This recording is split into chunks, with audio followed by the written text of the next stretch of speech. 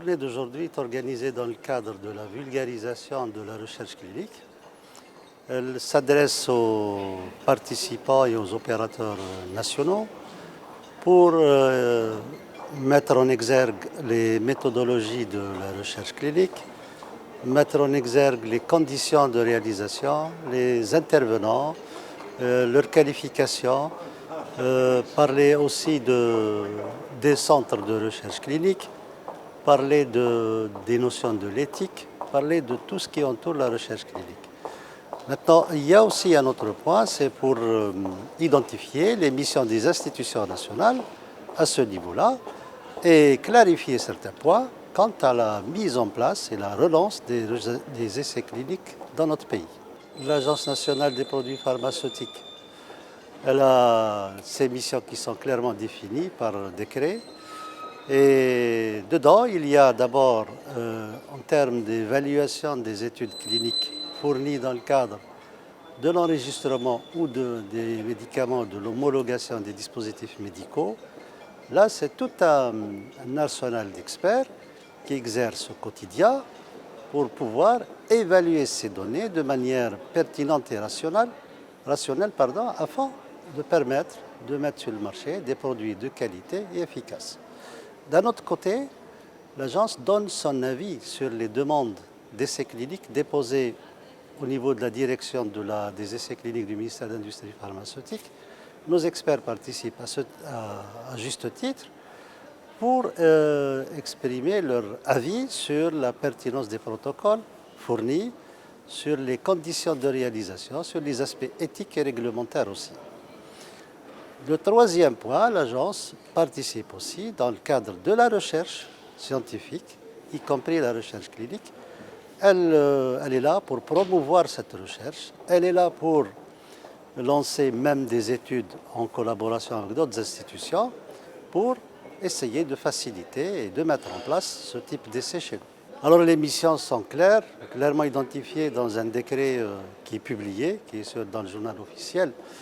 Je rappelle essentiellement l'enregistrement des produits pharmaceutiques, l'homologation des dispositifs médicaux, l'avis sur les essais cliniques justement, le contrôle de la publicité pour les produits pharmaceutiques, recherche et développement et un tas d'autres missions qui sont qui s'inscrivent droit dans ces activités justement pour assurer globalement des produits de qualité et efficaces sur le marché. Il ne faut pas faire la part des choses entre le contrôle du médicament et les essais cliniques. Le contrôle du médicament sous-entend contrôle qualité, sous-entend évaluer son dossier technique. Ça, c'est une mission de l'agence, c'est l'une des missions principales d'ailleurs, qui est exercée au quotidien pour permettre cette qualité de ces produits pharmaceutiques. Maintenant, l'efficacité et les essais cliniques, c'est ce que je viens de décrire. D'abord, médicament, avant qu'il ne soit mis sur le marché, il a déjà des données cliniques dans le dossier qu'on évalue.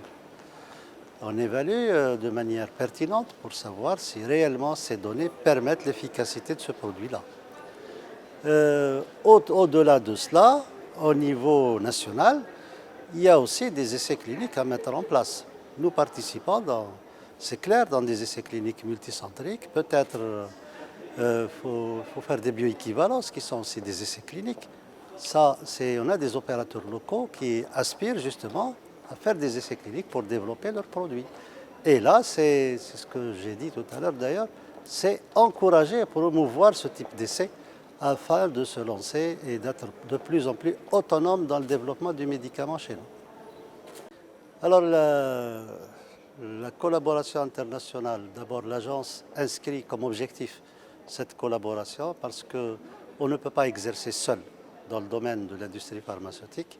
On est obligé de partager avec nos homologues étrangers, partager des informations dans le domaine de l'homologation et l'enregistrement, dans le domaine de la qualité pharmaceutique et dans le domaine de la recherche clinique.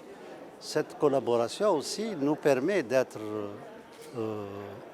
toujours informés des standards internationaux, des expériences qui se font ailleurs pour partager aussi des expériences qui nous permettront de surmonter des difficultés probables à notre niveau. Et c'est toujours, de toutes les façons, la collaboration à l'international est toujours d'un